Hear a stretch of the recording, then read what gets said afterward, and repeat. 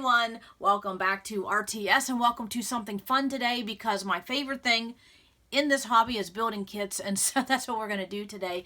Look at Kit Krunch, the November edition, and I definitely want to thank Tracy and Cynthia for this series for the entire year. Can't believe it's November.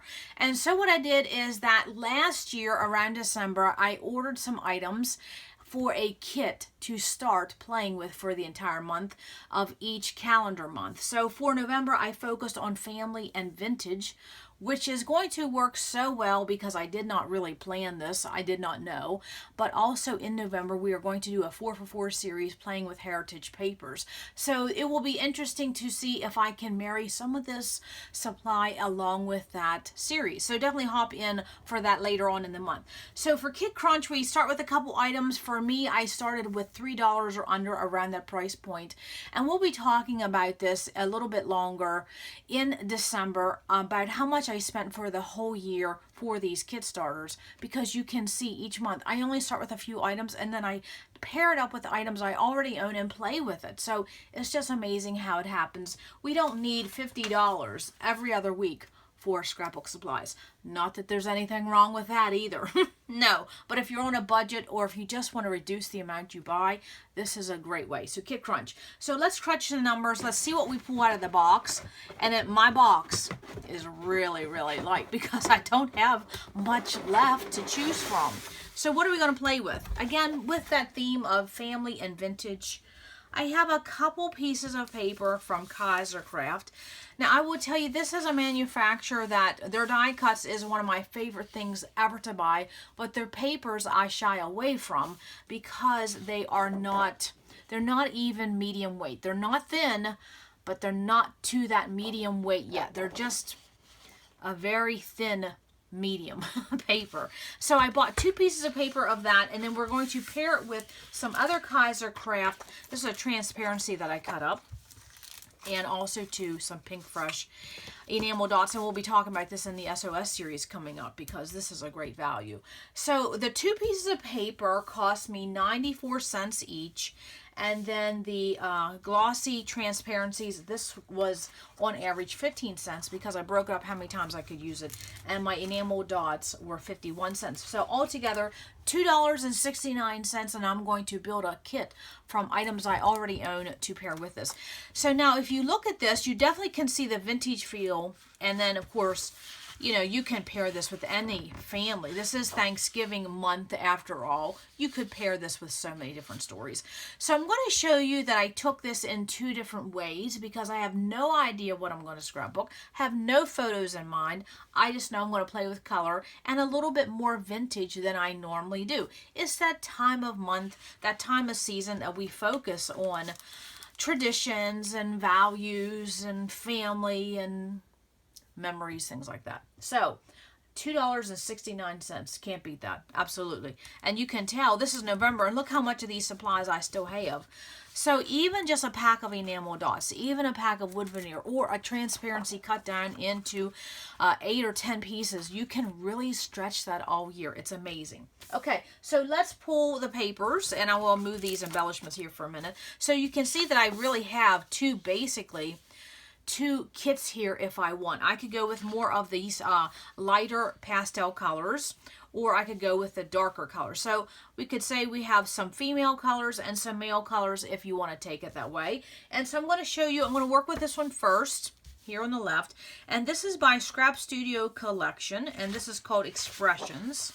And that is the B side. It's basically a rough marble watercolor. Yes, and of course, I have this branding strip down here at the bottom, which you could use that as well. Again, I even contacted Kaisercraft at one time and said, could you consider making your paper heavier? Because it's so gorgeous. They have gorgeous designs, but it's so lacking. I mean, look at the bend test. It doesn't even have a bend. It's all bend is what it is. There's nothing substantial to it. So you can't use this as a background. And for that 94 cents, that 99 cents, I want a piece of paper that I can do both with. And so that's why I shy away from Kaisercraft.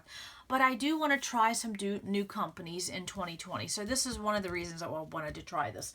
But I know Kaisercraft has a lot of diehard fans, and I can see why. It's beautiful. Beautiful, beautiful. I just wish it was thicker. Now, some people say that they would take this and just back it with another piece of paper. Well, if I'm going to do that, then this shouldn't be 94 cents. This should be 54 cents. You know what I mean? When you're crunching those numbers, I pay attention to all that stuff. So, just playing with this paper here, I'm basically going to do 2 mini kits, but then I'm going to marry it all together. So, using this as my inspiration, I went to my papers that I have organized by colors. I'll have a video linked below.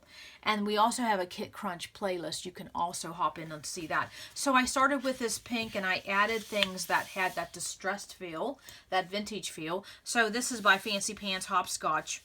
What year is this? 2012. Interesting. So I'm just going to keep on building. And then I used Lost and Found 3. This is actually textured, embossed. Look at that. That is from 2012. 2012 was a good year in scrapbooking. And then this is by a Hot Buys Recollection paper pad. And so that is more, I mean, just look at that. Beautiful. So we have Kaisercraft, Fancy Pants, My Mind's Eye, Recollections. And now let's add Pink Paisley. This could actually be a double-sided paper. Beautiful. Just colors go so well. So well. I could even use that as a background. Let's just see what year this is, because we like knowing that. Made in the USA. I don't know if Pink Paisley has that nowadays. And this was from the Cottage Farms collection. That was an older collection. And then I have something very, very old. This is K & Company. Again, this is a very thin piece of paper. But the reason I wanted to add in another multi-color paper, because if I use this, say if I use this on one layout, I wanted to make sure I added some other multi-papers, because I don't want to just do basic paper. So another vintage, I could even do some trail with that. And then of course, let's just add in, this is, I believe, this is We Are Memory Keepers. This was a Christmas paper. And this is that green and a polka dot. And then I did get in some black, which is this floral right here.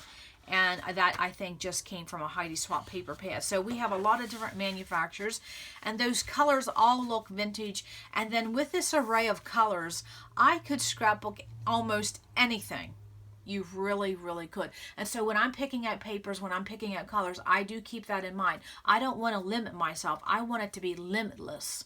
I want to be able to scrapbook anything, because I don't know what I'm going to be in the mood to scrapbook. So playing off of that same type of Kaisercraft paper, you can see we have the same type of vintage feel, but now we got into the blues and the teals and the aquas, and that's what I'm going to keep on building with. So I have a Bow Bunny piece of paper here. And this was from 2017. This is very pretty. It's called Life in Color. Look at that. You can definitely fussy cut each one of those or use it as a whole. The back does nothing for me, but adding to that teal color. And then I got some newsprint. This is For the Record by Echo Park 2011. That definitely goes with that. And then we have Fancy Pants again, 2014. A diagonal stripe in that black. Can't go wrong. And then look at the back of this Echo Park. Definitely play with that. So when I pull my papers, I don't look at the back, but if the back works, that's just a bonus. And now we have some October Afternoon sarsaparilla. Look at that. Either one of those would work. Again, playing with that aqua and the teal. Again, My Mind's Eye, Lost and Found 3. This is probably 2012. 2012. Oliver. Just beautiful colors. So you can see that I have different shades of teal and blue, turquoise. And again, My Mind's Eye from Collectible. This was 2013. Look at that. Beautiful colors. And then I have a Pebbles line, Front Porch. This is flower pots, but look at that. Beautiful teal. I mean, just so many things. And then the last paper is another My Mind's Eye. I'm telling you, if you're a long-time scrapbooker, you have a lot of My Mind's Eye papers, because they were premier at one time. And this was 2011.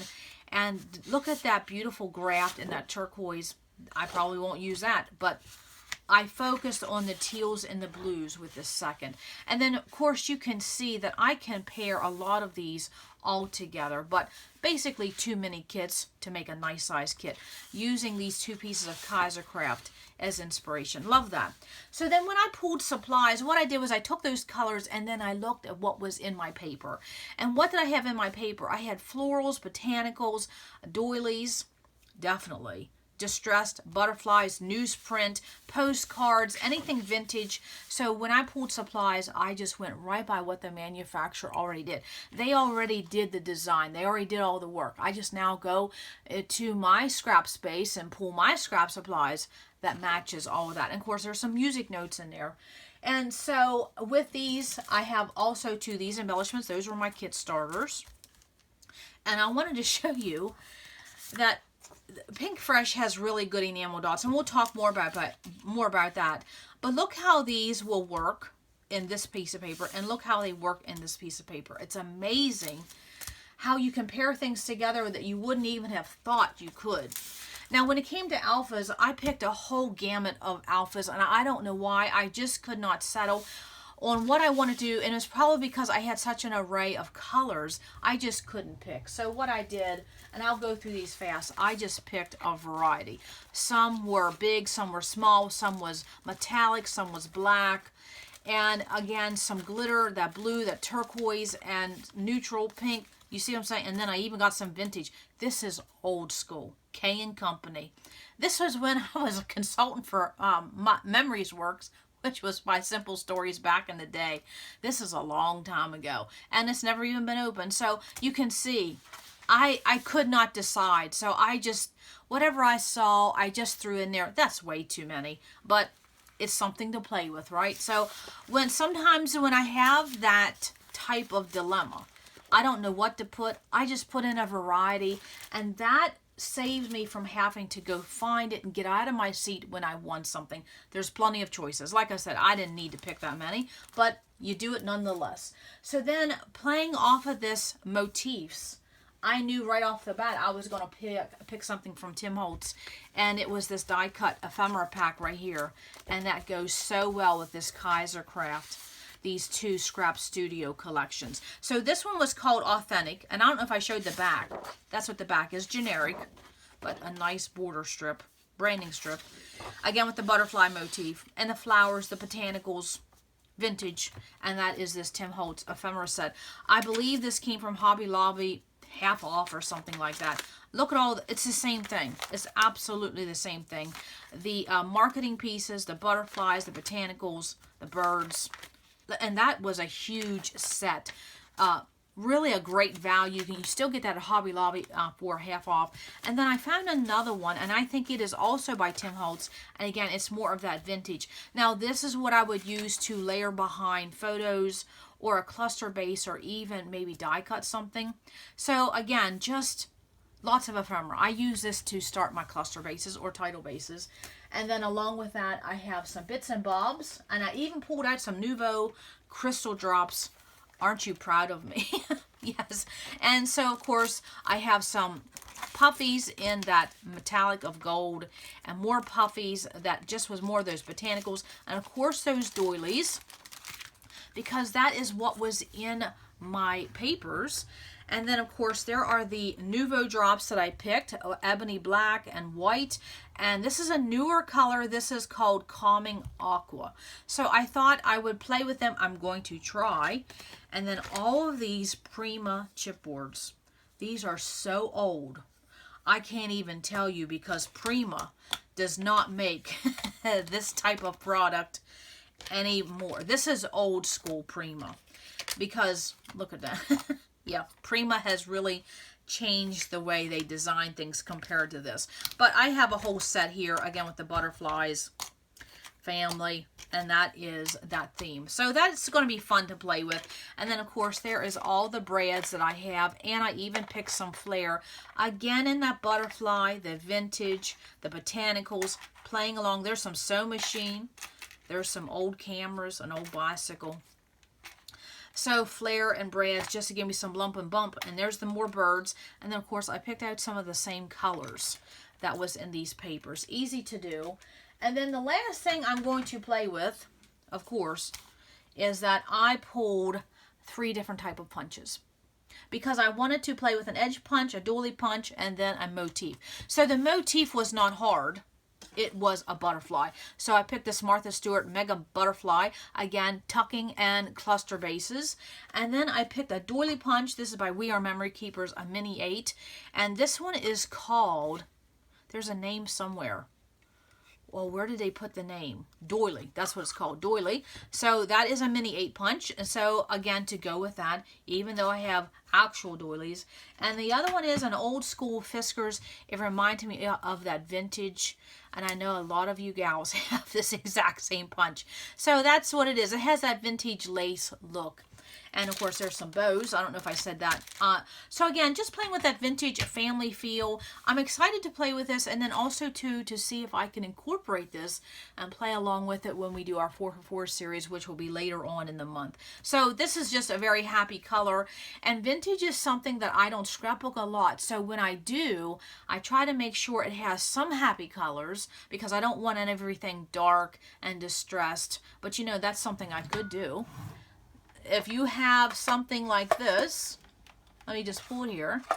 I have it in my little tool caddy here, as I absolutely could pull a distressor and put that in my kit as well, because, you know, we are talking vintage.